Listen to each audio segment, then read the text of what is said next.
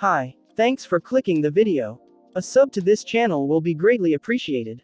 Alldocube just gave their famous Iplay 50 mini tablet a huge upgrade in terms of chipset and other features. We'll be taking a look at those upgrades in this video in a side-by-side comparison. Let me know if you have any questions or tell us what you think about this upgrade in the comment below. Don't also forget to subscribe.